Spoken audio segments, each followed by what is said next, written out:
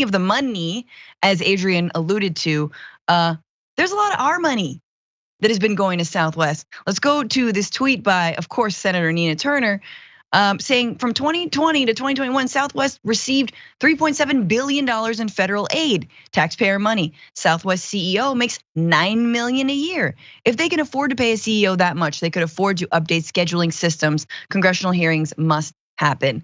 And she's right. So let's look at the evidence to back that up. Of course, as part of COVID, Southwest got $3.3 billion in relief packages meant to boost the airline industry during the pandemic. That turned into another $3.8 billion the following April. And some of the aid serves as a loan, but Southwest is only required to return 30% of the first $3.3 billion over a 10-year period. But tell me again about how students need to repay the loans that they owe. Southwest received so much federal aid. In fact, they turned a profit of $116 million in 2021. They were the first airline to return to profitability after the pandemic. And again, with COVID, then CEO was, I believe it was Gary Kelly, not the current CEO, tried to get the mask mandate dropped and went in front of Congress and said, we don't need masks on planes. Dude came down with COVID 3 days later. So Southwest, every single corner has been trying to, make more money, and the benefit is it's not. Come on, since when has an airline made a move to actually benefit travelers and people paying for their services? When has that ever happened? But here we go. I mean, Adrienne, you scratch the surface, and it's like, is America just a free for all? This is just a supermarket sweepstakes, right? Just like go, cash grab.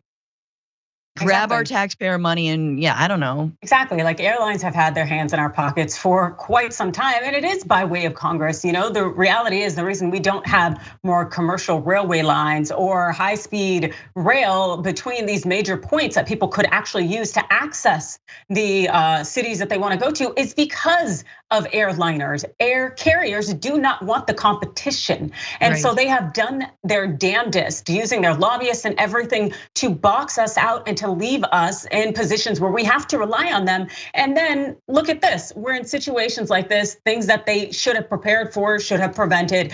And it's a hell of a thing when Southwest Airlines is far less reliable than Spirit and Frontier, yet it's something that's gonna keep happening because they have no incentive to change, especially when they have Congress people in their pockets.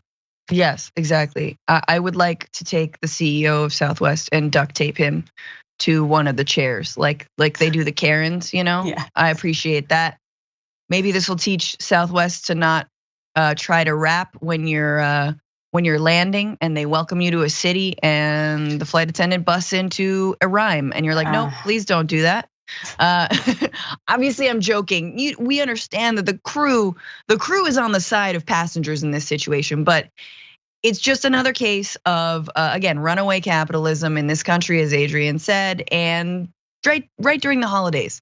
Can we have our money back, please? We don't want just a hotel stay or meals. We want our money back. We want free flights. How about free flights for a year? Let's just do that. But this has been absolutely the year of heinous travel. So hope everyone is safe and getting to where they need to go. And we must hold these guys accountable.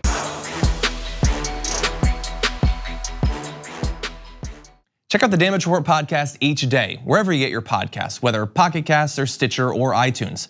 You can join me as I give you the news and stories you want, with a range of co-hosts and interview guests jumping in on the fun each day. Again, that's the Damage Report, wherever you get your podcasts. And if you get them at iTunes, don't forget to rate and review. Sometimes I'll read them live on the show.